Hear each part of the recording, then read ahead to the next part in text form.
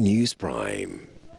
Now from Aveno here in Accra to Dagbon, and from Grand Bassam in Ivory Coast to Tilbury Docks in the UK, or to all our viewers, including those across the globe, are welcome to another edition of Joy News Prime, Ghana's most comprehensive 2 hours of television news. My name is Israel Lai. Coming up, intermittent rainfall in Accra once again exposes the city's vulnerability to floods.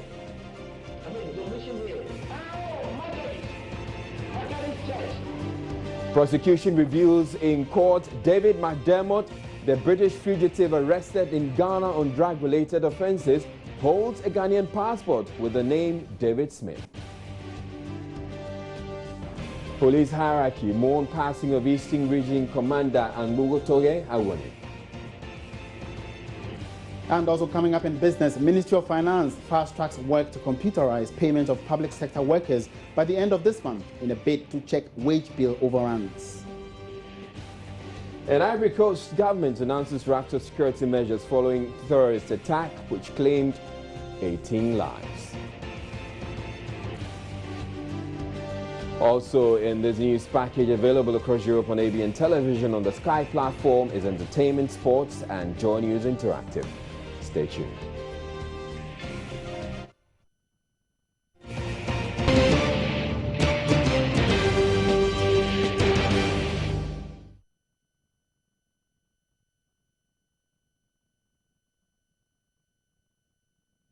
Intermittent showers which ranged to Accra on Monday once again exposed how vulnerable the capital city is to flooding. With most of the city's drains choked, the runoff water swamped the streets rather than flow into the gutters. Joy News' Matilda Vega report from Aveno, a flood-prone area where residents live in fear each time it rains. This is the current state of the Odo Drain. It's been raining since Monday dawn. Though not heavy rains, the Odo Drain is already full to its capacity, a situation which poses threats to the many lives and properties around. You know, our community, the people that stays with us, some of them have been dumping the refuse in the big gutter and the smallest one around us, and it's very choked. When you go into the town, you see a very choked gutters over there. There's a whole lot that we can do, and one thing that we have been noticing that there are some people that have been easing themselves in the gutter, that the government need to take reaction of that. But when you see the people dumping refuse and all that, in your own little way, what do you do to address the situation? You won't see them. You won't see them. They do those things done, and you know, when you are not, realizing that they're doing, you see that they do it. That is what they have been doing. Now, what do you think can be done to really put all this issue? Because the floods, whenever it rains, it will still come to your homes. What I would do, or what I would tell my people to do is they shouldn't dump anything, because even the gutter is already choked with a lot of sand. So they shouldn't dump any refuse in it. They shouldn't ease themselves at all, because whenever the cloud start coming up, we get afraid, because even if it's draining, we get afraid that the river will soon come again. We are not staying here very stable. We are not stable at all. Whenever the rain, starts, we all get our things packed, hung up, because we know definitely there's going to be flood. So have you started packing already? Because I did that yesterday, because, Packing to where? I hung my things because I know the level that this river has been coming always, and it comes to my shoulders, the level. From the river, they need to deceive the Kole, because the Odo River move straight to the Kole. So if the Kole is not deceived, there's nothing we can do. So since years we are praying that the mayor or governor should come to our aid by deceiving the Kole. If they are able to deceive the Kole and deceive the Odo River, and anytime it rains, you can see that the water can flow freely. I think it will help us a lot. And this time around, I can see that something is being done. Some roads have been rendered impassable until the drains are cleared to make way for the free flow of the rainwater. The perennial flooding will continue to wreak havoc on residents.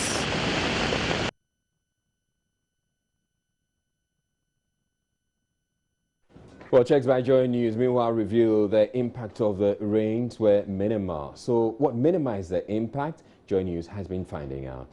The rain has subsided. The rain which started somewhere yesterday evening, continued this morning, now has subsided. Now, to get a better understanding of the impact of the rain, I've visited several suburbs of the national capital.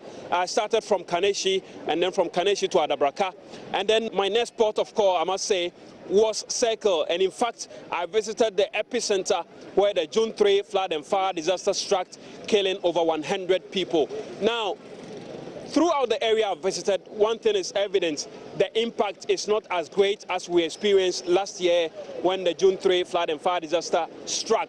Now, what is making the difference, my observation, is that we've had several individuals who have taken it upon themselves to clean the drains along some major streets we've been driving all over some couple of hours now. Now, one thing that has also paid off is the National Sanitation Day exercise, which for some time now the enthusiasm has dwindled, if you like. Now, if you look at the Odo River where I am standing currently, you would see that the river is flowing steadily. Now, traveling through all these places I listed earlier, what you would see are pockets of garbage packed alongside the drains. And now the question now is, are city authorities going to move around this neighborhood to collect these garbage? Now, I came across two individuals who were busily clearing garbage from the drains. Jumonde. Jumonde, from where are you from? Ivory Coast. Ivory Coast. Why are you doing this? Oh, but to see Ghana clean is good. But Ghana is a good country. You see, if you see all the street, all Accra street clean like that, is very, very good. But Ghanaian people is an example for West African people. But I do this to help, but it's a bad behavior for people. Before Ghana was clean, but now I don't know why, but I think some people can help Ghanaian to make all the streets clean. In fact, this one, the boiler where they put up now. So if the air blew out, then if from the boiler top they come, no be anybody. The boiler where the damper for the back there no. That is the problem. Oh yeah, nobody here. It's a government land, nobody here. So the rubbish where they put up, the damn boiler Otabel in back there.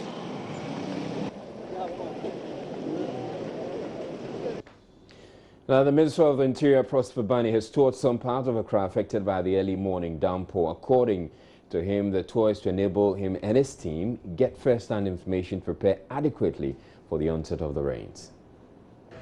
The Interior Minister briefing the media after the tour says the move will help them identify the gaps and prepare ahead of the major rains. He revealed government is considering recommendations made in the June 3 flood and fire disaster report. We do not want to be taken by any surprise at all. We have looked critically at the recommendations of the June 3rd report, and we are working to implement those recommendations step by step.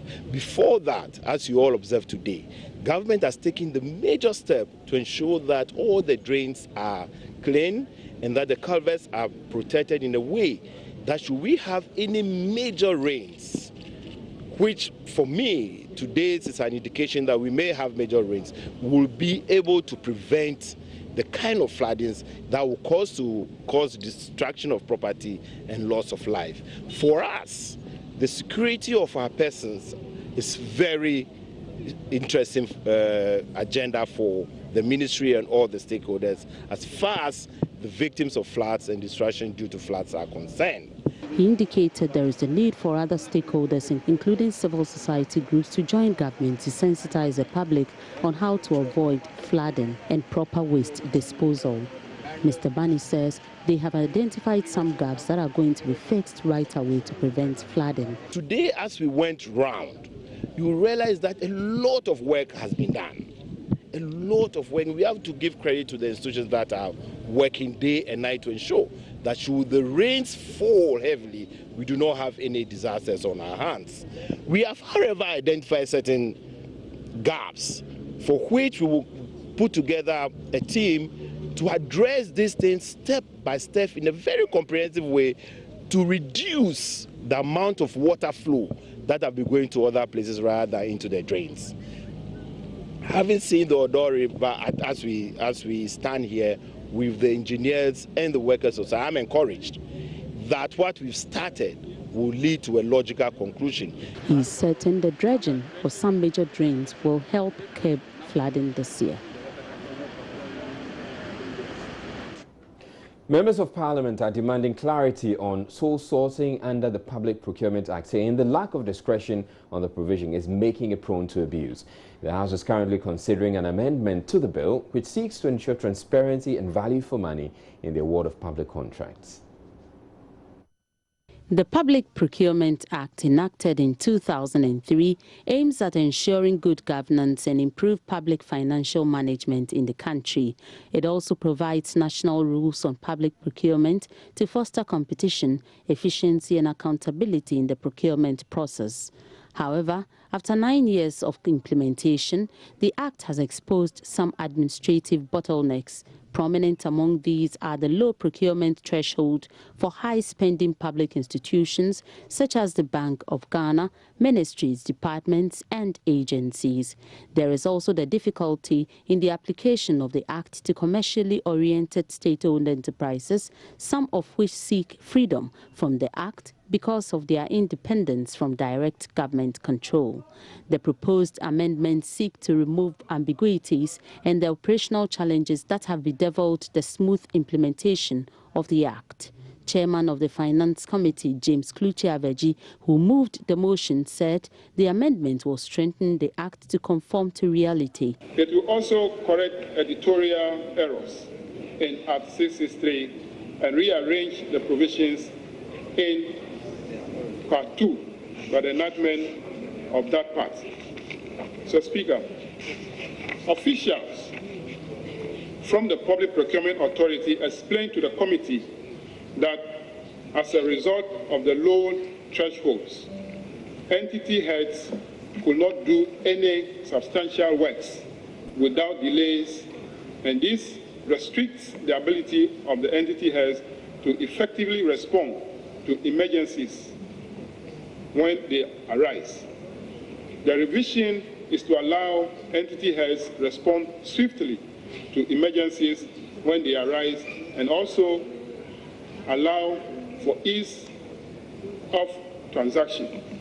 Contributing to the motion, some members on the minority side, including the leader, Osei Mensah-Bonsu, want clarity on the provision on sole sourcing. According to him, despite the existence of strict conditions under which sole sourcing can be exercised, about 80% of government procurement presently are sole sourced. Relating to, Speaker, the resort to sole sourcing and restrictive tendering. It is not for nothing that that window of opportunity was provided to respond in particular to emergency situations. However, Mr. Speaker, we should be careful.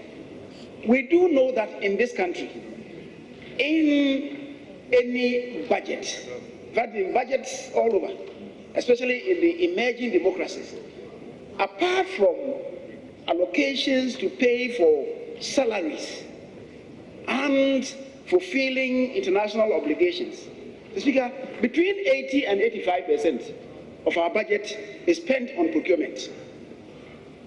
Between 80 and 85% of our budget is spent on procurement. And that is why we should be careful. So if you should have any situation where maybe in a particular year, in major procurements, about 80 to 90% of them are due to that resort of restrictive tendering or sole sourcing, Mr. Speaker, then red flags must be raised. Very often it is not done. That's the problem. So if I'm married, you do sole source because you have to. There must be an accompanying value for money audit. Unfortunately, perhaps we only have one company that appears to be doing it. That's an area where, but there must be. The law says you must be. I don't recall this house being given a value for money audit for the Ameri issue. But Majority Leader Alban Bagbin disagrees with the minority's assertion and wants members to study the bill critically before passing judgment. I agree with you. Whether it's the World Bank or the IMF, all of them, they have their interests to protect. We should be able to protect our own interests and not leave our destiny into the hands of any other person. But I want to commend the committee. Well, I've read the report. I see that they've done a lot of work. They've gone through the schedules. You'll be able to see some differences. They've made some changes. And I think we have to commend the committee. I'm aware the committee proposed a lot of amendments when the first bill was laid. I think that was early 2015. And the Attorney General's Department was compelled to take it and recapture all the amendments. And so this one is an improved bill, and at the same time, the committee has scrutinized it and they've drawn our attention to these things. So we should take them on board and at the consideration stage, factor in the amendments. Elton Brobe's report from Parliament.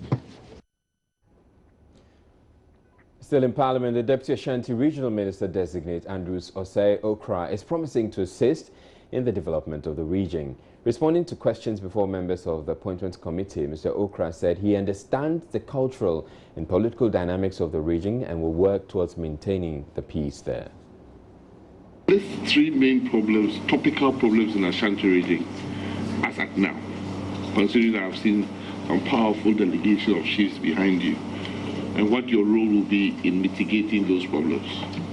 Honourable Member, Honourable Chair, I think what we know is security is on one of the issues. We know which, by briefing, we know even the incident that happened in Tafo really is also under control. And also again, Agogo. Those are the areas I think that are so much threatened to the Ashanti region at the moment. But now, as we are speaking, a lot of engagement is going on to really address those ones. Thank you. In my view, ethics or values is what transforms communities. You are an Ashanti region man. You've lived, grown, gone to school there. What new values do you think that we need in the Ashanti region to transform our abundant natural resources to wealth for everybody? If we focus on bringing the value of discipline, all this indiscipline in the various aspects, we'll deal with that. And one of the key things also I also believe is honesty and integrity, which we focus, if we focus on that, build it. And if we have taken part in any of our programs that we do here in raising these young people, you will see that always there's a topic, the values of leadership, the values of building a nation. Anytime it's consistently done. Of the Students' Loans Trust Fund, how well is this fund been operating? Has it assisted students? It will interest you to know that people, after everything, getting admission and all that, rely on the student loan to be able to make ends meet.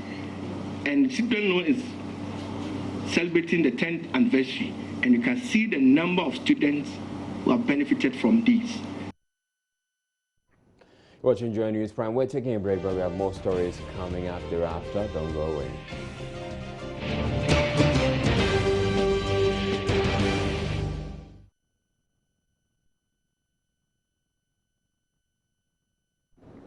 A district court in Accra has, for the second time in 2 weeks, refused an application for the suspected killer of JB Dunkwa Edu to be examined for psychiatric illness. The court, presided over by His Worship Stephen Owusu, said the demeanor of the accused did not depict someone who is mentally challenged. 19-year-old Daniel Esudu confessed to stabbing the Buakwa North MP when he was arrested last month. Joy News' Raymond Akwa was in court and came through with this report. For Daniel, Augustine Obo had requested that his client be allowed to see a psychiatrist on his first appearance in court on March 2, but the request was turned down. The second request for the accused to be transferred from the Bureau of National Investigation cells to police custody, as indicated on the remand warrant, was also denied. The accused lawyer wanted the transfer because he said his client was being mishandled at the BNI cells. Daniel Asiedu, however, considered today that there has been an improvement in the treatment meted out to him since the matter came up during his last appearance in court. The lawyer nonetheless still prefers police custody because he says his client's family has been denied access to him. But the prosecution opposed a request for change in the place of custody, saying keeping the suspect in the BNI cells makes the work of the police more effective. The court, in denying the application, however, directed that the accused should not be mishandled. His lawyer is meanwhile hopeful that the court will review its decision to allow the suspect go for psychiatric examination soon. The judge said he has not yet decided. We never know. Maybe the next adjourned date, we may repeat it. Are you now convinced you have access to your client since he's still going to be in the BNI cells? No, you know that we went into chambers for some discussion, which I'm not supposed to bring it out. So for now, they are allowed to do their investigation for some time. I'm sure, of course, BNI wouldn't keep people forever. They will certainly release him to other police stations or prisons. So certainly with time, he will be released. Maybe after their investigations or after some time. Daniel Asiedu has since returned to his BNI cell to reappear on April 5, 2016. Now, still at the courts, David McDermott, the British fugitive arrested in Ghana on drug-related offences, is set to hold a Ghanaian passport. It emerged during his first court appearance in Accra on Monday that the name in that passport is David Smith. The fugitive was arrested at his home in the affluent Burma Hills area here in Accra last week in an international sting operation. Joy News' Raymond Akwa again was in court and reports McDermott is also being held on account of drug-related charges whilst resident here in Ghana. The suspect, said to be a member of an organized crime syndicate from Liverpool, has been on the run for 3 years after being implicated in a plot to import 71 million euros worth of cocaine into the UK. The failed smuggling operation was discovered by the UK's border force at Tilbury Docks in May 2013 when officers seized 400 kilograms of cocaine in a container of frozen Argentinian beef. Whilst in Ghana, where he fled from the UK authorities, David McDermott was married to Ramona Wampa, a stepdaughter of the governor of Bank of Ghana, Kofi Wampa. The prosecution revealed at his arraignment that McDermott has also been dealing in narcotics whilst here in Ghana. It wanted him remanded whilst investigations continue. The prosecutor said as part of his identification that he had a Ghanaian passport which captured his name as David Smith, which operates a mining firm in the eastern region of Ghana. The extradition process is meanwhile underway to send McDermott back to the UK for his trial to commence. This is the second time this year a wanted Briton had been arrested in Ghana. Right, so I'm joined in the studio by Raymond Akwa, who covered the case for Joy News. He was in court for Joy News, and he's going to be sharing with us a bit more detail about the court proceedings. Good evening to you, Raymond. So tell us about the court proceedings today. I want to understand the demeanor of, McDermott when he appeared in court.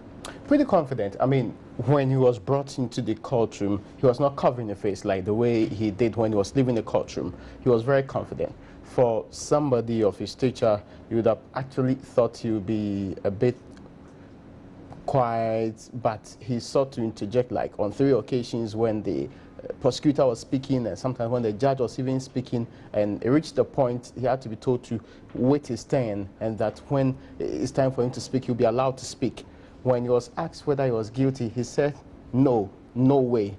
And he actually kept quiet. He wanted to say more, but the judge asked him to then keep quiet. Then he proceeded to now 10. In fact, his reaction to every single line in the statement of the prosecutor was also visible anger. Like he was shocked, he was surprised sometimes, and that was kind of gesticulation he was putting up in the courtroom then. It was when he was leaving the courtroom that he sought to cover his face. He sat in the courtroom for like 10 minutes. We realized that the the court officials, even though they had gotten the warrant, were still trying to get him out of the court, but he was a bit hesitant. He was in a conversation with them. When he finally agreed to step out of the courtroom, he had to cover his face. They put a handcuff on him. He put his hands first to the face, but he felt it was not doing him so much good. He has to use a shirt at a point in time and was trying all other means, bowing. When the people tried holding him, he actually would let go, push them and try to let go. So that's how he did till he got into the car, lied in the car instead of sitting like all of the other people do. All right. Now, what we understood going into this hearing, or when we were told that he was going to appear in court, or all that we've understood about this case is that he is actually a fugitive, and so he's wanted by the UK authorities. But what's apparently came up in court today is that he was actually dealing in drugs here in Ghana. Yes, the charge has no, in fact, it was just an addendum to talk about the UK.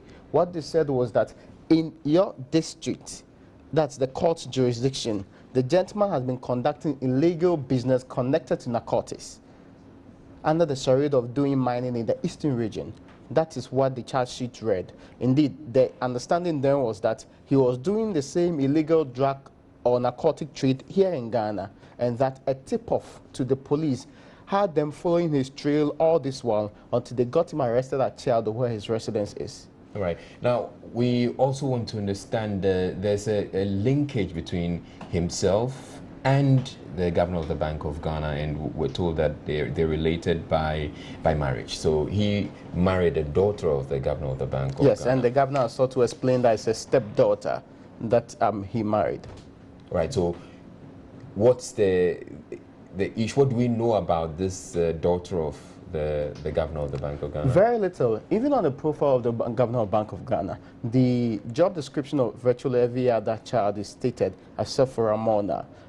What you know is what she had on Facebook, which mostly is difficult to find now. Pictures all over the place. Her Pinterest account, which also had her pictures in some foreign land, happily enjoying herself in nice clothing and stuff like that. In court today, did we have any of the relatives showing up?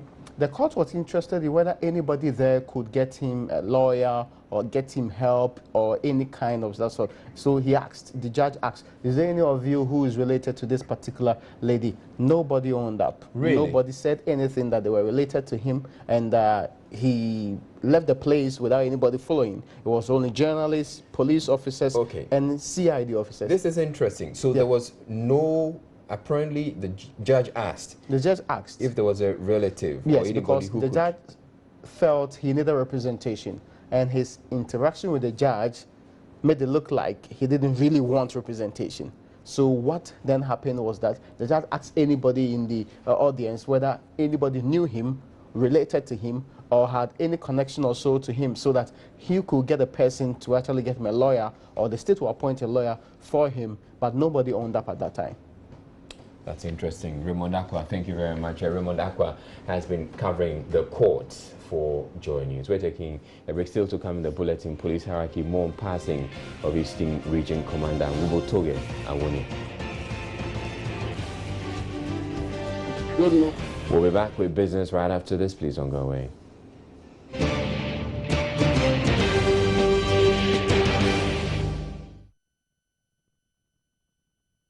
Right, it's time for business now, and Emmanuel Obajulu has joined me. Good evening to you. Good evening, Izzy. Yeah. How are you? I'm fine. How are you too? I'm good. How's the weather treating you?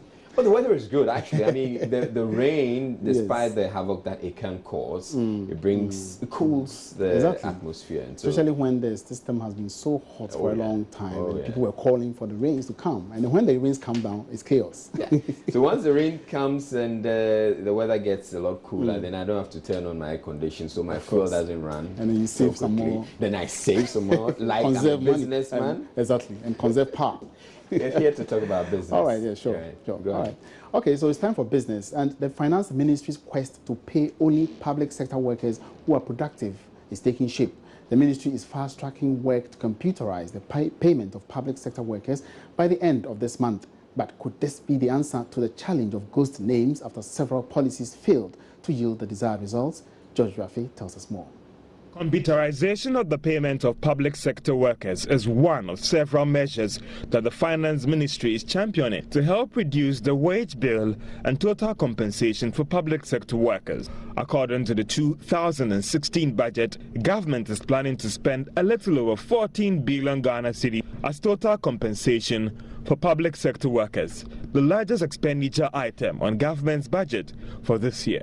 This is why government is worried, especially looking at the fact that most of these workers might not exist at all, or they are not working. A look at the 2016 budget implementation instruction also indicates that apart from the ministries, all workers of subvented government agencies should be migrated onto the computerized payroll by the end of this month, a move the ministry believes could go a long way to reduce the ghost names on the wage bill. The ministry has also put in place some measures that will scrutinize the payment of some allowances for public sector workers and also recruitment of new personnel to replace persons who are going on retirement for essential ministries.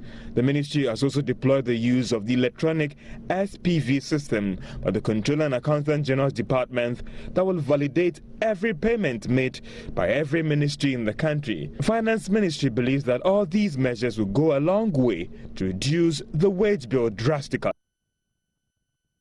And the country's decision to sign on to the IMF program was seen as a development that could help stabilize the economy.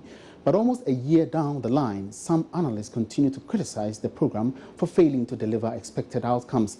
But economist Professor Peter Quartey disagrees. You look at the period before the fund program came on board and now, let's just take the exchange rate for instance. You realize we were hovering around 4 point something, and current, what is the exchange rate? So it tells you the fund program has brought some stability, because at that point when the fund came in, we were virtually on our knees. Funds were not coming in. The lack of confidence factor has hit us so hard that the international community were not willing to lend to this country. And I believe the coming on board of the IMF, although it has brought quite a lot of hardships, has brought some confidence. Once you have the IMF behind you trying to ensure that you do what is right, it brings some confidence back into the economy. Then if you look at the deficit situation, from 12%, it's quite difficult to move from 12% of GDP to 5.3%. It's quite a difficult one, but through the fund program, that has been achieved. Look at the wage bill, for instance, before the fund, during the era before the fund came on board. It was really high. But if you look at it now, realize it's been contained in some way. So the fund, there's more room for improvement in my view, but I think their coming on board has also helped us to be where we are. All right, so away from that, the number of documents required to export and import rice has now reduced by at least 5-fold, thereby significantly also cutting down the duration. A rice importer now needs just about 7 international trade documents as opposed to the over 40 initially. According to major findings of feasibility study, the scheme has so far significantly reduced the documentation and duration for the exports and imports of rice. International expert on single window, Dr. Somnu Keretu, led the exercise and has been speaking with Joy Business. There are a lot of opportunities for improvement for Ghana in terms of creating a better international trade environment. Because, for example, if we look at the World Bank's trading across border indicator, Ghana is now ranking 171 among 189 countries in terms of the ease of doing international trade comparing to other countries. And what we find out when we look at the international trade processes and documentation handlings among different government agencies in Ghana, still there are a lot of paper-based and manual transactions. Even though we have some procedures that are done electronically, but for the last 4 or 5 months, we have started the what we call the pre-arrival assessment for valuation and classification of products that are now going fully online, which is a good sign. for Ghana. But we need to do something like that, a lot more for other papers, including the custom declaration. I mean, for bill of entry, we should go into more paperless and automation process to, for example, to automate or do away the physical so-called famous wrong room custom procedures. Let's now look at the petroleum industry. A member of the Energy Committee of Parliament, Isaac Asiama, is questioning what he describes as the haste in the passage of 3 oil exploration and production agreements by Parliament. The new agreements involves government, the Ghana National Petroleum Corporation and ENI, Swiss African Oil and Springfield Company Limited. They bring to 18 the number of oil blocks leased by government since discovery of oil in 2007. Isaac Asiama, who is also the MP for Accra in the Ashanti region, is accusing government of lack of transparency in the agreements. Strangely enough, when these agreements come here, we rush through it and then we approve of them. 3 PAs came here. When I say PAs, petroleum agreements were brought here just last week. And today, look at the indecent haste. Why the rush? That's what, why the rush? Why do you rush through 3 PAs, petroleum agreements? Then they are passed. We have to do due diligent work and ensure that at the end of the day, we've gone through it, we've done proper scrutiny of the documents, that there will be value for money. Now, his colleague MP for Menchia South, Dr. Matthew Opoku Prempeh, who is also a member of the Energy Committee, says current requirements for securing an oil block only puts Ghanaian companies at a disadvantage. I thought that if this is the first indigenous company, the government should have gone back, bent back to promote the indigenous company. What would have changed if the government decided that we won't charge them technology transfer fees? Right? You have about 20 blocks or 10 blocks gone, you are charging every year. And so if a first Ghanaian company, you say, because we are a Ghanaian company, we are waiving this. When you start production, then give us this. It would have even be far better that you want the Ghanaian company to bring all this money forefront before they start. I would have preferred a situation where said, yes, you have to pay this, but you only start paying it when you are into production. It makes sense. That is what we mean by support for indigenous. What is local content if you are going to rape the Ghanaian? How many Ghanaian banks can even give a Ghanaian company a loan of $30 million to start exploration? Right? And what is the interest rate on it?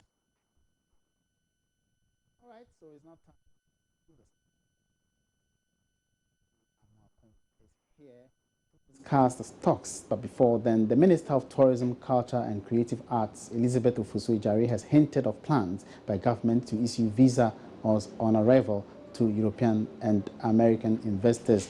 President Mahama announced on Independence Day that Ghana will start issuing visa on arrival to the citizens of all member countries of the African Union. Let's now turn to the stock market, and John is here. John, how are you today? I'm very good, Emmanuel. All right, cool. Exactly. So what's going on the stock market? The market over a period of time is really not doing well, but today is not exception.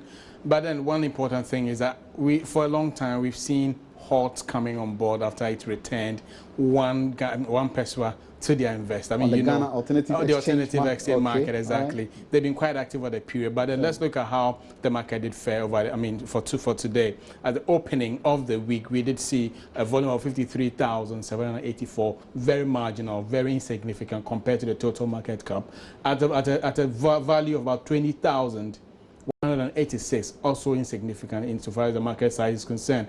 And for a period, I think the market has lost capital over the period. I mean, from 56 billion and 78 million, now it's almost about 55 billion, 838 million. That's quite a significant drop in terms of total market capitalization. But then the composite index reduced a bit after it gained 1.67 points to about 1.94%.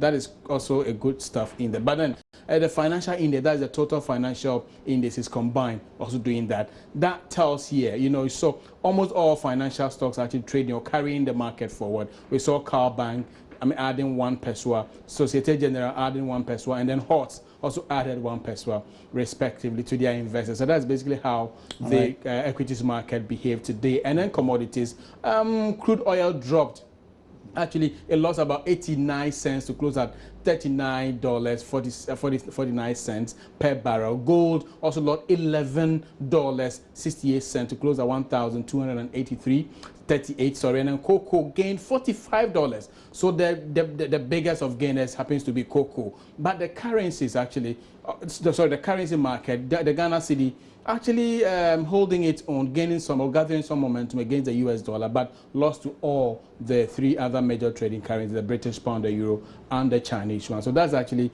the opening day performance of the market for today. Emmanuel. All right, thank you, John. And that was John. And we're ending tonight's business. My name is Emmanuel Apwaji Wiafe. Good evening.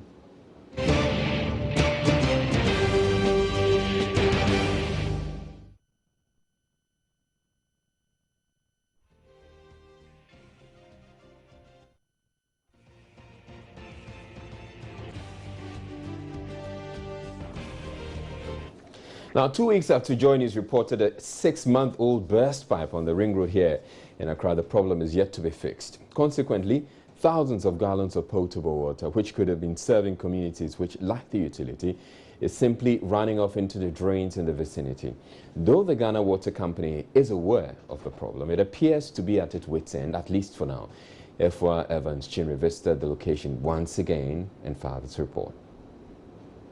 I'm here at the same spot I was 2 weeks ago, and treated water is still gushing out, as you can see. So out of frustration, the owner of this building behind me put up a sign saying treated water for free. I got a call from the Ghana Water Company who visited the site on one of those occasions saying that why did I put that signboard up, which I was not aware of. Who called you from the GWCL?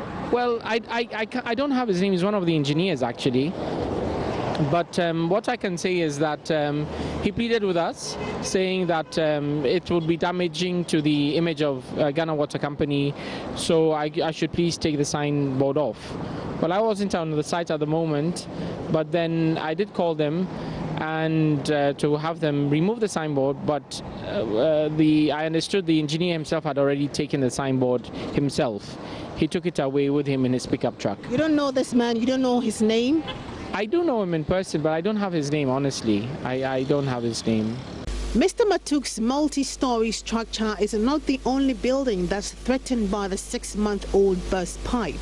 IT Firm and Training Institute had one of its offices excavated in December as part of efforts by the Ghana Water Company to trace the problem. One of the administrative staff, Theophilia Abuaji, says she's had to relocate to another office as a result. That's our office, and since December last year, this place was dark, and we have to join another office. The place is congested. If I should open up the place for you, see how we are suffering. And with this whole dark here, you know how, I don't know if you've taken a picture of it. It's not safe at all, you know. And since the rains too have started, there's a school here. We have customers coming in here, and the people come here. This is the help desk office, actually, and we have to go here. So if the customers come in and they want something, if you open up that room, very inconvenient time. Very, very inconvenient. It's not proper at all. So if they can work on this as quickly as possible, I think it would be safe for all of us. Ghana Water Company officials say they have as yet been unable to locate the breach in the pipeline through which the water is escaping. We haven't been able to identify the exact point where the leakage is, but we are still working around the clock to enable us rectify the situation. Stanley Marte, during that interview, assured me engineers were going to the site that very day. But members of the community said there has been no such visit from the company. Well, apart from when some officers went to pull out the free water signpost. Ever since your coverage, we did get an official letter from the Ghana Water Company instructing the region to investigate and find out where this leakage is coming from and have it attended to. No excavation has been done, no clear-cut strategy has been set as to whether they are going to turn some taps off, maybe to try and identify where the problem is coming from.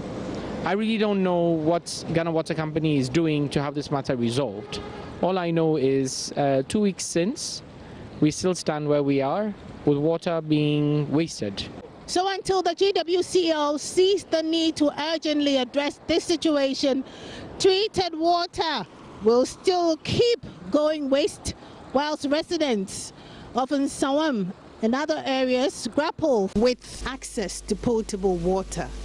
Efwa Evans Chinwi for Joy News. So how I wish all that water was flowing into my home. Treated water going to waste there. We're going back to our earlier story on David McDermott, the British fugitive arrested in Ghana on drug-related offences. Earlier on, you heard Raymond Aqua tell us that in the courtroom, it appeared that he had no representation by way of lawyer. We're joined on the phone line now by David Adaudu, who is going to be telling us a bit more. He has an update to that. Good evening to you, Lawyer Adaudu.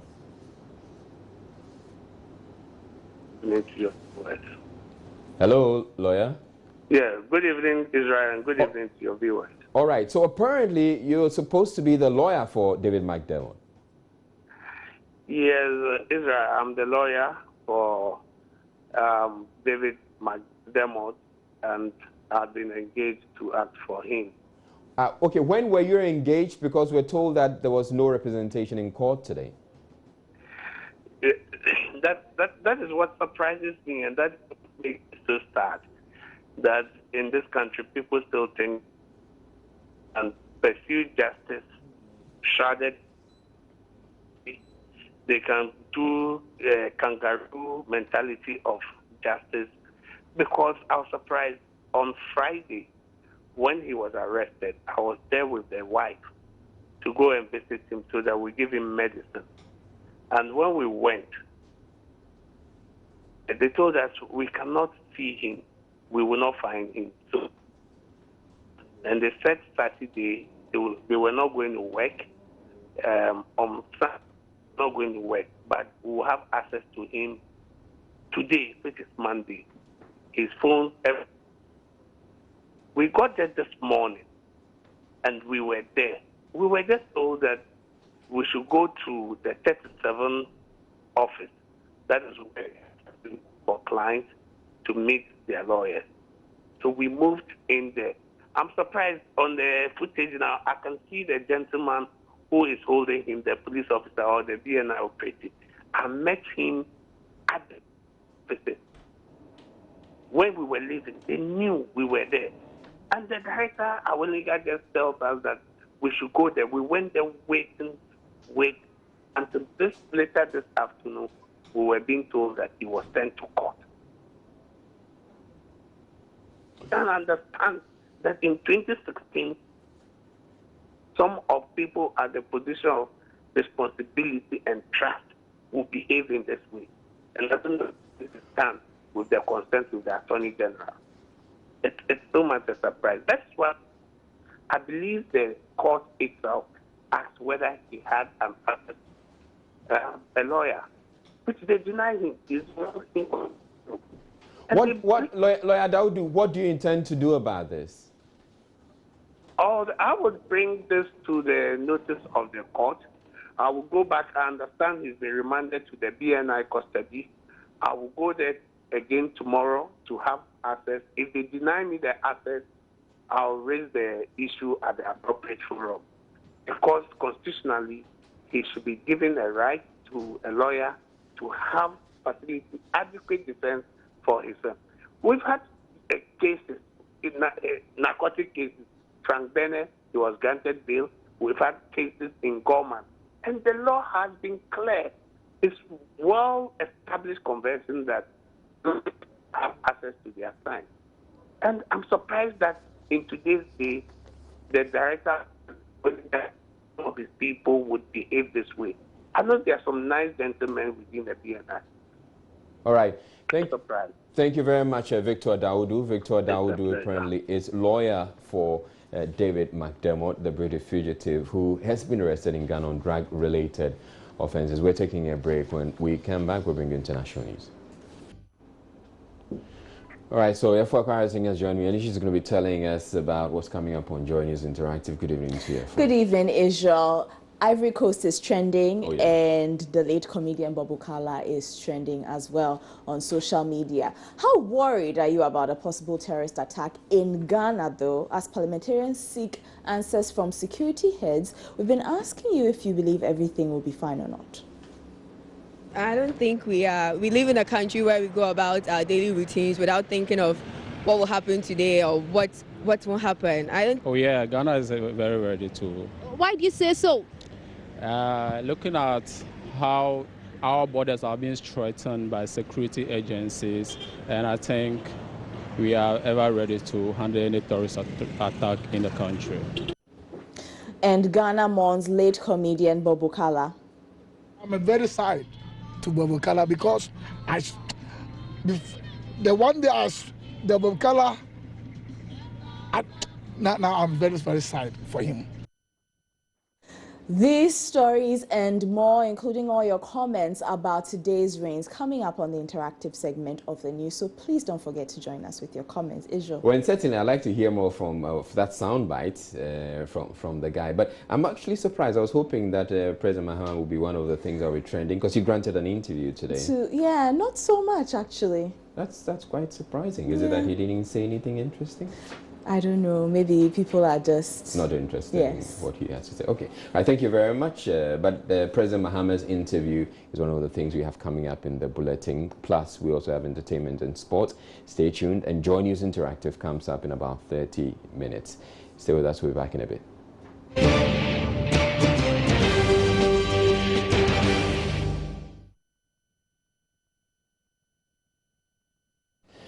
Intermittent rainfall in Accra once again exposes the city's vulnerability to floods. Prosecution reveals in court David McDermott, the British fugitive arrested in Ghana on drug-related offences, holds a Ghanaian passport with the name David Smith.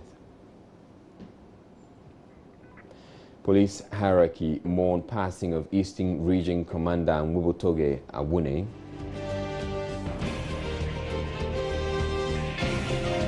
The Ministry of Finance fast-tracked work to computerize payment of public sector workers by the end of this month in a bid to check the wage bill overruns. And Ivory Coast government announces a raft of security measures following terrorist attack that left 18 people dead.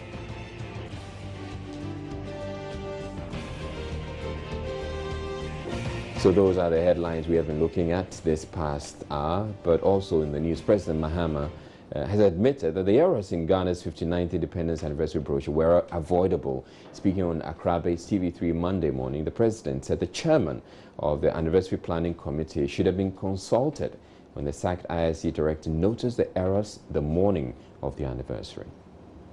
I'm sure in communications you people call it the printer's devil. It's unfortunate. I think those mistakes are avoidable. And the Chief of Staff is working on it to make sure that that doesn't happen again. It was a beautiful celebration. I don't think it should have been marred by something as simple as, the printer's devil in a brochure. But we went through it. He was particularly intrigued by the picture of Nkrumah and his family. And so he asked that I have ISD make a framed, picture of it and send it to him. And so that's what we were discussing in the brochure, the history of his father and all that. But he liked it. He was happy about that. What happens is the National Celebrations Planning Committee oversees the whole celebration and is made up of institutional representatives. And so ISD, Ministry of Finance, Ministry of Defense, everybody is a part of it. And so we must look at that structure and make sure that we cover every hole and that we don't suffer any such embarrassment in the future. No, but why did the acting director take the fall? Why was he? He said he saw the mistake in the morning and he had to take a decision whether to distribute it or not to distribute it. I would have thought that the chairman of the Celebrations Planning Committee should have been consulted, whether to distribute or not to distribute. And so, and he wrote and said he takes responsibility for what happened. But I said it's within the purview of the Chief of Staff to deal with and make sure it doesn't happen again. Now, in reaction to the NPP's Real State of the Nation address, President Mahama says he is sad that the people-based evidence he used was described as concert party. I mean, I wasn't telling the story. The people were telling the story. Apim Shulamite, she didn't get opportunity to go into secondary school, so she sat at home for 1 year. She worked in a chop bar until we built that school in Ekumfi Otuam. Today she's the assistant girls prefect in Ekumfi Otuam, continuing her secondary education. That is not reality. Then I don't know what else is reality. And I felt very sad that people describe ordinary Ghanaians whose votes you want as being a part of a concert party, you know, something. It's an insult to the Ghanaian, unfortunately. And you might detest your political opponent as much as possible, but you don't insult the Ghanaian people. Okay. These are real people, and I want to express my commendation to them for coming and standing up and being able to be part of the testimony of the change that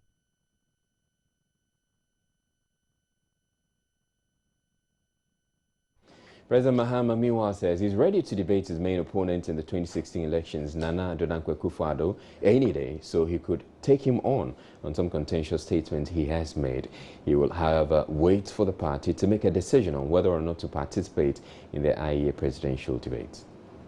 I'm willing to debate Nana Akufo-Addo any day. Even if you called him today, we'll put it here and start debating the issues. And so I don't have a problem with debating Nana. Indeed, he's made a lot of contentious statements that I would have wished that you had him here so that we will debate those issues. But essentially, our parties are involved in this, in agreeing the format of the debate, who organizes it and all that. And so it's not for me to say. I'm sure that the NDC party, at the appropriate time, if they are invited to debate, will have to take a decision on whether they feel comfortable, you know, with whoever is organizing the debate and all that. And so it's not for me to say. But I said I'm willing, even this afternoon, if Nana presented himself, to take him on all those contentious statements that he's made.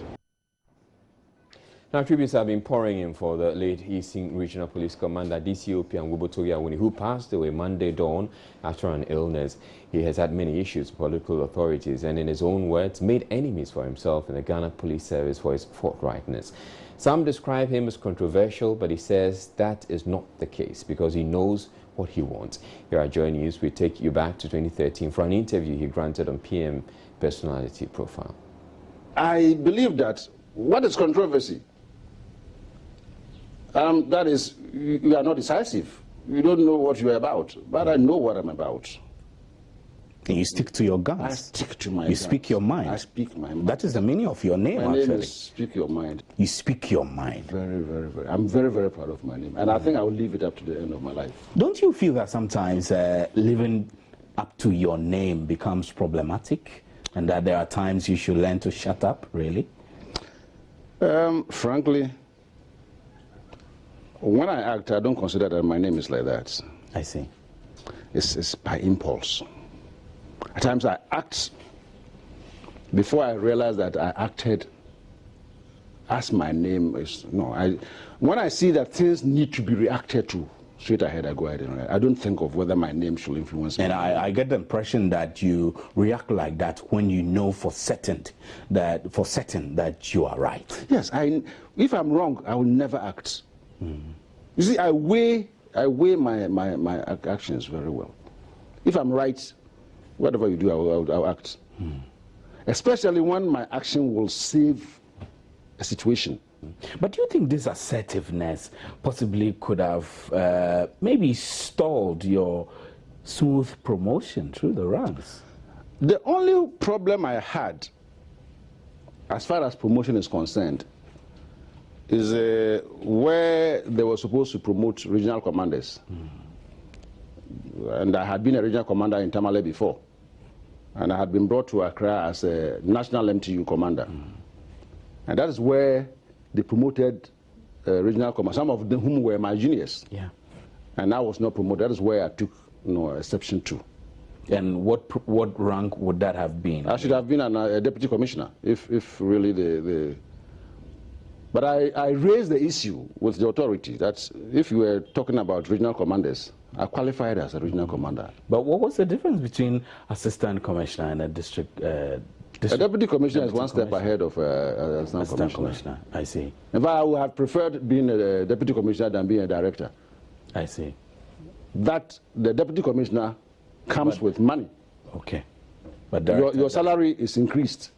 But director doesn't. The director, so I would have head of a unit. Yeah, head of a unit.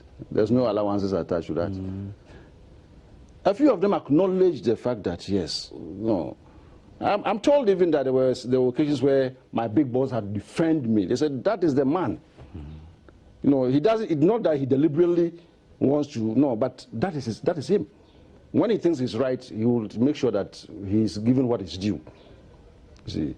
So somewhere initially people say, oh, he's like that, but they will reflect and realize that no, harm.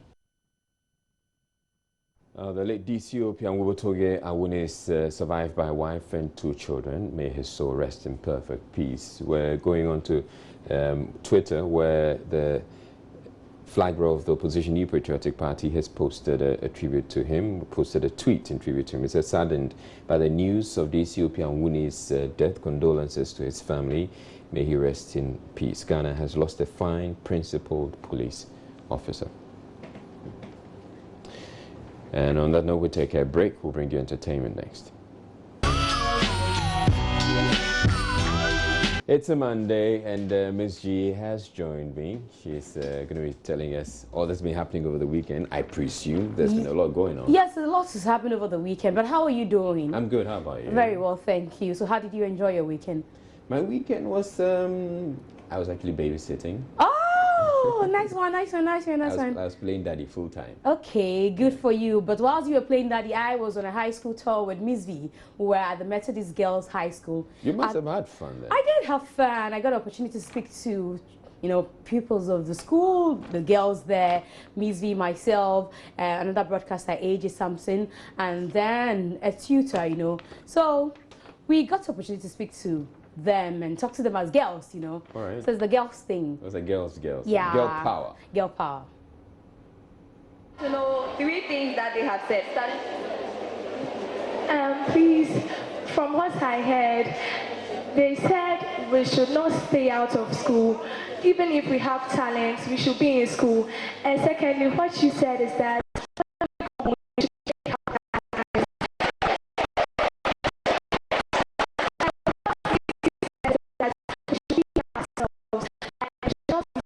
anyone else.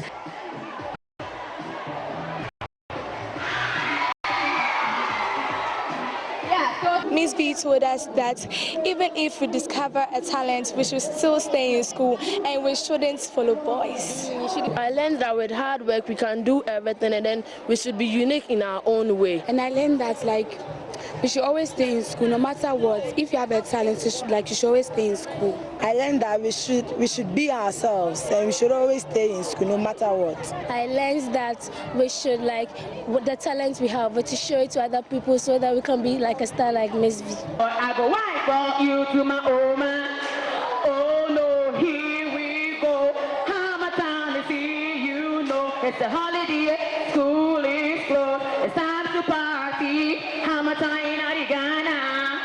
It feels really good because I've been wanting to do this for a really long time, and it's finally begun. I have support from you, people from the industry, from TV, and I have support from Potter's College as well. And so the scholarship scheme is going to go really nice. Everything is on track. I'm really excited about this. How sustainable is this? This is very sustainable. Obviously, you can see we have support from an actual college, Potter's College. We have support from the media, and I'm doing my best myself with my team, and we have support from the World Bank. It's not a joke. How many more schools are you going to go to? No idea. We're going to do every region, as many schools as we can, as many girls' schools as we can. It's Natural Girls Stroke, Ending Poverty, Extreme Poverty, the World Bank campaign thing. That's where the scholarship scheme comes in, to foot the bill of someone trying to finish secondary school.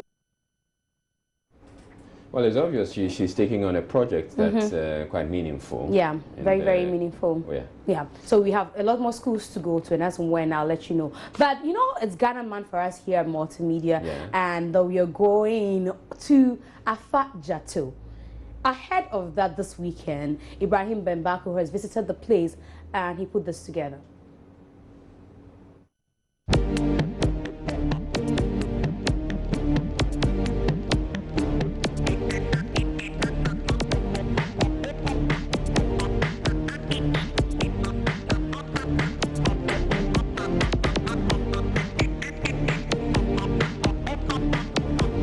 starting point. This is a starting point. Yeah, or this is a junction. This is a junction. So this path goes to the waterfall. This goes to the...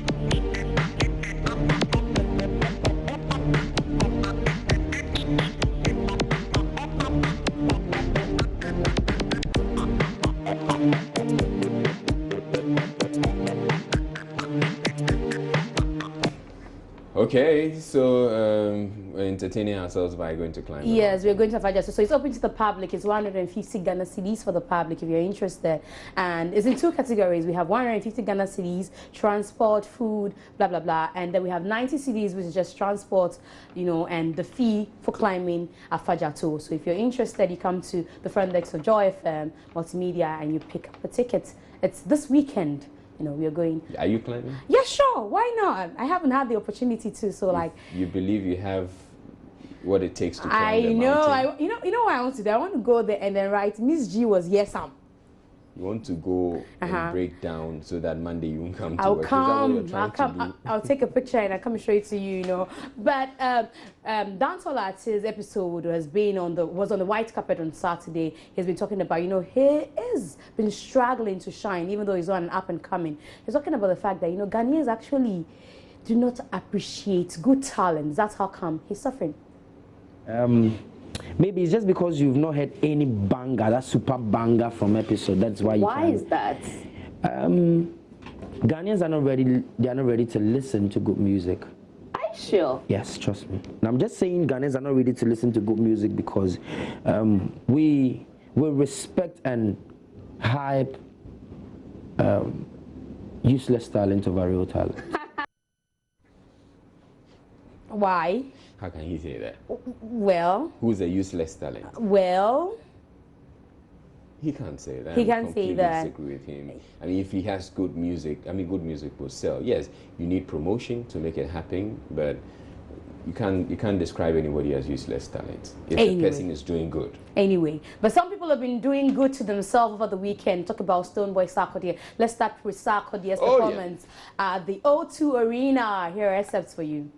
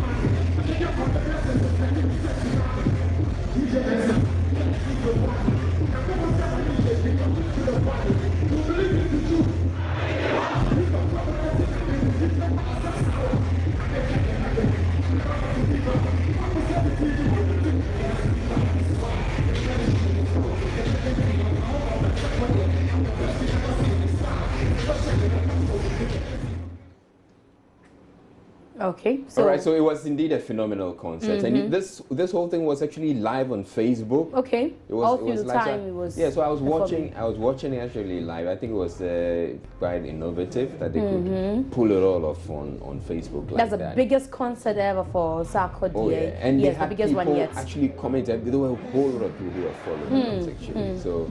So whilst Stoneboy was in the UK, Sarkodie was in the US. So the earlier footage we saw. Both were in the O2 is in the UK. Yeah, O2 is in the UK. So Stoneboy was also in the UK. I think he had the Go Higher concert. Okay. So that was the one we played to you initially before we saw Sarkodie's. You know. All right. So we all had. And the Sarkodie concert, the O2 concert, right? So actually, ABN Television was actually a co-sponsor. Okay. Of that. So okay. We're expecting to get some material from them. Okay. Great one. Great one. Great one. All right. So we are familiar by now with the sad news. We have lost one of our very great comedian, Bob Okala. Yep. He passed out after performing in Koforidua. Okay, so it was during a performance that he passed out. Exactly. So we have full on the platform put together by Bright FM. Right, so apparently that footage is not ready. Okay, they don't have it back. But it would have been interesting to see how exactly it panned out that night. Yes, what actually the video doesn't show him passing out, but he shows him on stage actually performing, and we hear that during that performance he collapsed and then he was rushed to the hospital, and by the time they got there he was announced dead on arrival, you know.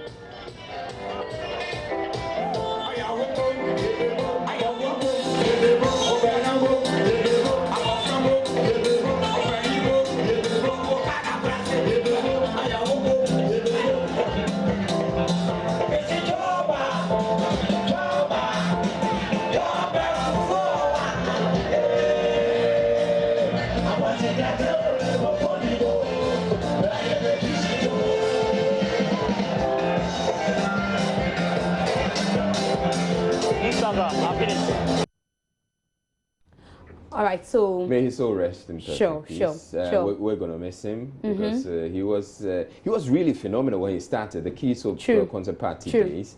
Except, well, in recent times, he's not as big as he he's said to us that he's going to have a big concert. You know, before he passed on, he was hoping to have this big concert. But you know, he was in Ejako was another one who was in the same, you know, circles as Incomode as well, you know, and so then we lost Incomode. I think Ejako has been able to transform himself from the, you know, Key Soap concert party days to doing film. Yeah. And he's been doing it very well. I was hoping that Bobukala would have done the same, but unfortunately. Well, when after he passed, the president took to Twitter to post the message in his honor, saying that he brought a lot of laughter to his home and joy to he and Lordina Mahama. You know, many people have not, you know, appreciated that comment. People have said that what happened when Incomode died, we didn't hear the president, you know, tweet about it. But also the president granted an interview to 3FM saying that he knew that Bobukala was sick because when he came, we know last week he was during the Independence Day. Yes, and so he knew that the comedian wasn't feeling too well, so he had ordered that he be granted medical attention, and he was asked to rest, but he doesn't know why Bobukala decided to go mount that stage. So unfortunately, he didn't even start the regime. He was supposed to rest and then they have a regime of treatment for him, but unfortunately, that didn't happen. So may he so continue to rest in peace. You know. Thank you, Israel, for having me. That's for entertainment. Thank you to Ms. G for coming us, bringing us entertainment. We're taking a break. When we come back, we'll bring you sports.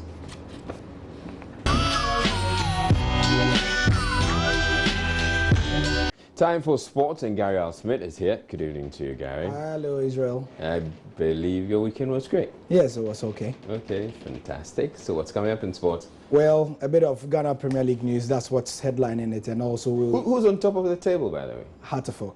Oh, okay. I thought people should know that. Yeah.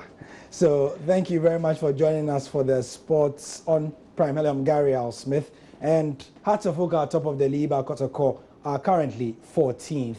It's a tale of two cities, isn't it? And according to the editor of the Kotoko Express newspaper, which is the official mouthpiece of the Kumasi-based side, passionate Kotoko fans cannot tolerate the bad performances from the playing body. Kotoko have played 4 matches but are yet to record a win. I spoke to him today on Joy FM's Joy Sports Track. Truth of the matter is that we are not living up to expectation. And if nothing is done about it, see, the kind of supporters we have at Kotoko are so passionate that if nothing is done about the current situation, they would even think that the people at the club don't care. Yeah. I read a message on the club's Facebook page this morning, and I mean, one fan, I don't want to mention his name, said that if they don't win against Hazakis, they're going to stone the players to death. I don't believe he can do that. I mean, nobody will allow him to even do that. But for me, it paints a picture of anger. It tells you that the supporters are not happy with what is happening. So something must be done. So Asante Kotoko currently had a crisis meeting today, we understand, about a 2-hour meeting. And at the end, it was said that if Opoku Inti is not able to mastermind something in terms of a win, don't forget that Asante Kotoko play Hazakes on Friday. It said that if he's not able to mastermind a win, he will be going. But what's the future of David Duncan? A lot of people had said that he was given a 3-match ultimatum. Our sources say that that is not true. He'll be allowed to work. But if you recall, Hearts of Oak in the past couple of seasons have been in this position. So I asked one of the board members of Hearts, Frank Nelson, what the club did at this time. And he advised that David Duncan should slow down on the rhetoric. The supporters is dealing with that quite different, but the same person we're talking about. But sometimes you need to study the cycle of human beings, so you know how to conduct yourself with them. But I believe that sometimes, like, to be fair, I don't think that the comments that I just said, or that from Duncan, I don't think that's too good for the supporters. I would have thought that in a very moderate manner, you understand, there's a way you could draw the sympathy from the supporters, like, rather than throwing a challenge to the supporters. So I think that that's the way I think that, for me, I'm not a supporter of Kotoko. I will not be a supporter of Kotoko tomorrow, not today, not tomorrow, but I'm just speaking from a human perspective. And I believe that sometimes in terms of employment, you need to see how you would relate with your employers, so that at the end of the day, they don't just get you looking so boastful to them. You need to eat your humble cake sometimes, yeah.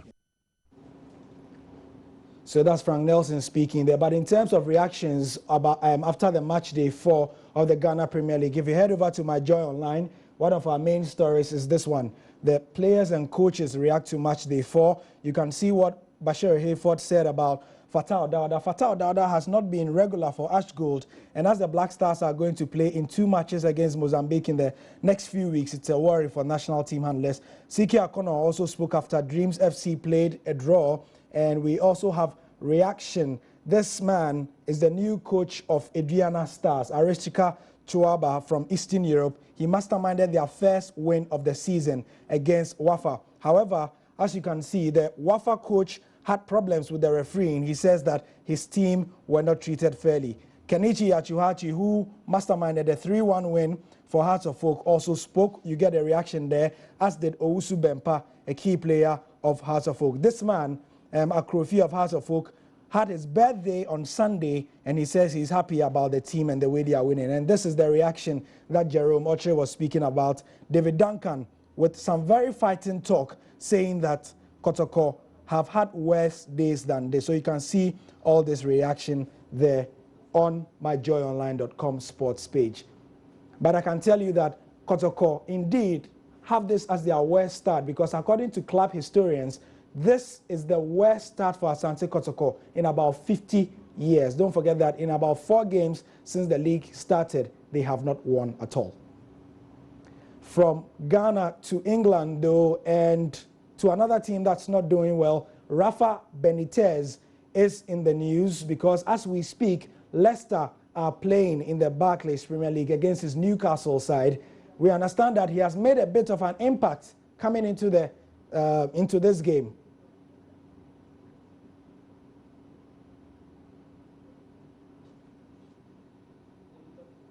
So,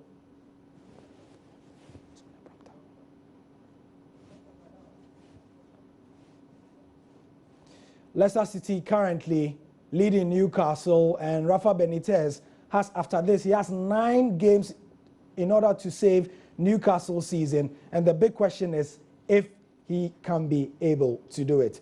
In terms of clubs that need a make or break, Man United come into mind as they come up against Man City, and that's according to Brian Robson. He says that it's make or break for the Red Devils. We didn't perform, and Liverpool deserved winners, and it was a real poor performance by us. We didn't sort of work hard enough, we didn't compete well enough, we didn't pass the ball well enough, and those 3 things are very important in a football match if you want to try and win. So the players have got to pick themselves up and give it their all on Thursday. The derby is going to be really crucial this year now, because if we can go there and get a good result, we've still got a great opportunity to get into the top 4. And how big a decision has the club got to make over the manager's future?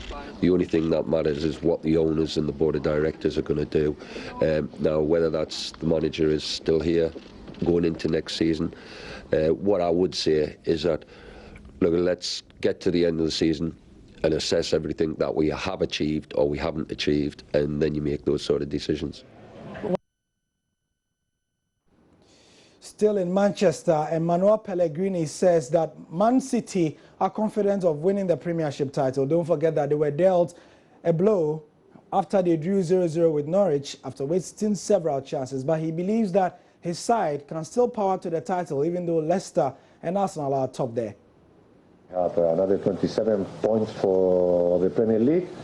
You never know in football what can happen, but our mentality is try to win the derby on Sunday after we finish it. We never think in a negative way. I think we're always thinking we have chances. We must try to finish as near the top of the table as we can. Of course, if you have to leave at the end of the season, the best way to leave it is winning titles. Try to continue next year. I also will have the same desire to continue with the career as high as we can. So I repeat, it's not for me, it's not linked one thing to the other one. For me, leave at the end of the season, not to leave at the end of the season, exactly the same. I still the same responsibility, the same desire to continue further in the Champions League. I don't think that one thing is linked, at least in my way of thinking, is link one thing with the other one. For me, it's very important, for the club, important, for the fans, for the players, to try to continue in Champions League. It doesn't matter what can happen at the end of the season. He was speaking about the Premier League, but he was also talking about the UEFA Champions League. Manchester City have been boosted by the return of Yaya Toure and Sergio Aguero. They will be among the teams that will be playing in the Champions League this week. Let's get the preview. Well, this man will be key for City if they're to pull off winning the title. Yaya Toure trained with his teammates today after missing that draw against Norwich with a heel injury. He's fit to face Dynamo Kiev tomorrow in the second leg of their last 16 tie as well. Toure scored in the first leg, 3-1 the win, as did Sergio Aguero. The club are hoping to extend his contract beyond 2019. And Silva scored the other in Ukraine. He trained today as well as Toure, despite his ongoing ankle injury. Raheem Sterling will be hoping to add to his Champions League goal tally. He's the club's top scorer with 3 in the competition. And despite their poor league form, Pellegrini's on the verge of taking the club further than they've ever been before in the Champions League. Man City, can they do it this time? We'll see as the days roll by. In the NBA, though, we finish up with the news that the Hawks beat the Pacers 104-75, and we got the highlights.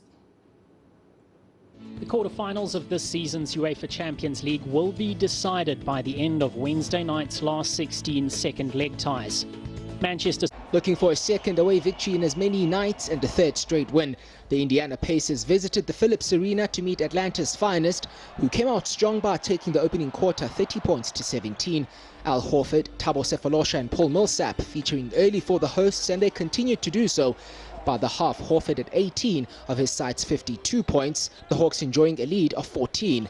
Paul George was doing his best to keep the Pacers hanging around, and it was helping. This jumper in the third making it only an 8-point deficit, although they were still being stretched by the hosts. And after those 2 points from George, the Hawks went on a 28-2 run. Jeff Teague, Millsap and Kyle Korver all featuring heavily in the second half, finishing the third quarter with 7 straight threes for the hosts. In the end, only 2 Pacers players reached double figures. Miles Turner and Monty Ellis unable to stop 4 members of the Hawks brigade from achieving the feat, which helped the home side reach triple figures in the game, winners by 104 points to 75. The Pacers total was their lowest of the season, also the lowest by a Hawks opponent. NBA updates, UEFA Champions League updates, also Barclays Premier League updates. Don't forget, Leicester are beating Newcastle, all available on our social media platforms. myjoyonline.com, the website, at Joy Sports GH, that's our Twitter handle, and at Joy Sports on Facebook. I'm Gary Al Smith. I'm back later.